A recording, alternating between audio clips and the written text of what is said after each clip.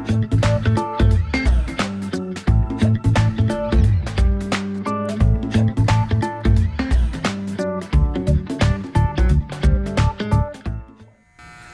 Fred, when did you first get diagnosed with diabetes? About a year and a half ago. So how did you find out you had it? Well, about 3 years ago, they said I was borderline, and then I had cancer. And when they treated me with cancer, it became prevalent that I had it, so I had to start taking medication. So Okay. it's about a year. Okay, so your doctor first diagnosed you after finding out that you had cancer. Right. Okay, so how did your doctor tell you to start managing your diabetes? Well, I have to take insulin on twice a day. Well, I have to take 2 shots in the morning, and every time I get ready to eat, I have to check my blood sugar and take another shot. So that's basically how I do it. Okay. So when you're taking your insulin, you have to get it from an outside source, which is a shot. Did you have any reservations about giving yourself a shot every day? No, I have to do what I have to do. You know? Yeah, it was shocking at first, but once you start, you just have to keep on doing it. So that's what saves my life. That's what saves my life.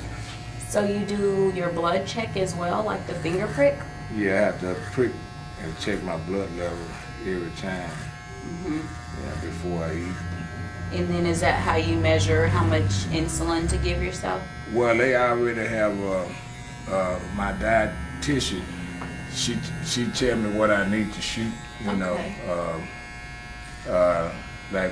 I'm gonna eat lunch, I have to do 20 units, but in the morning I have to do 50 units, 20 of one and 30 of the other. Okay. So do you also get your A1C test done from your doctor?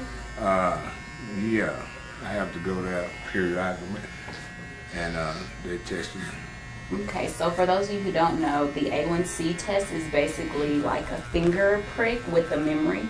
And so it gives you your average blood glucose over the course of 3 months. So it gives you your average number, and then that will tell you how well you've been managing your diabetes. So have you had some good luck with your tests? Yeah. When I first started out, it was kind of rough. And but once I got it adjusted, I was a lot better. Like anything that happens, if you're not familiar with it, it's like frightening, But once you get it under control and figure out what it was, so I'm doing pretty good now. How were you able to adjust so that your A1C number was better? Well, my wife, she's a nurse, so she helped out with the cooking, and then I do a little exercise and ride my bike and stuff like that that they was recommended that I do. So basically your diet was a little bit adjusted and A lot. then a lot adjusted. Yeah. Yeah, but do you still enjoy your meals? Sometimes. Sometimes? Yeah. Okay. Well, Do what? what you gotta do, huh? Yeah. Yeah, gotta do what you gotta do. Hey, if it's saving lives, then it's worth it. Yeah. Yeah, because we definitely want quality of life. So the other question I wanted to ask you was, do you or anybody in your family have type 2 diabetes besides you? My mom. Your mom? So it was kind of like hereditary, and like I said, I was borderline at first, and then once they found out I had cancer, started treating the cancer, then I jumped the border. So, yeah. Okay. So diabetes can be hereditary as well, but in type 2 you can, most of the time you can prevent or delay getting it. But sometimes it's just hereditary, like with type 1, it's more hereditary, you either have it or you don't. Right. Okay. So how often do you ride your bike? About twice a week, mostly when I'm off on Sundays and Mondays, mostly on Mondays, Okay. Is that something you picked up after you were diagnosed with diabetes? Yeah. Yeah, 'cause that wasn't, I used to jog every morning, and, you know, at 5 in the morning, and my wife started saying, I don't want to do it at 5 in the morning. So it kind of like, you know, so she like riding the bike, so we'll go. So yeah, it's something after.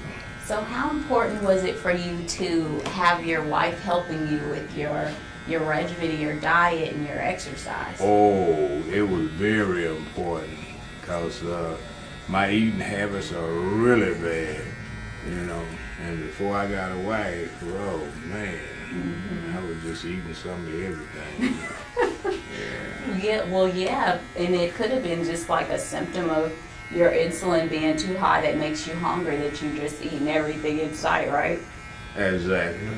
Yeah, so it's important to have a team, would you say, to help manage?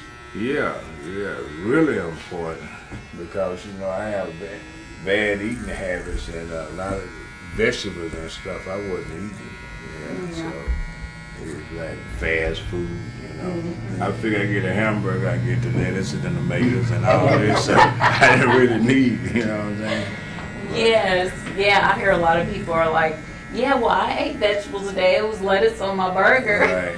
But you know what I was aware of is that when I eat a burger, you know, I like those Jack in the Box burger, and I check my sugar was like 400, you know, Wow, something like, hey, spiked. yeah, so I had to come to reality that I couldn't just keep eating those burgers like that.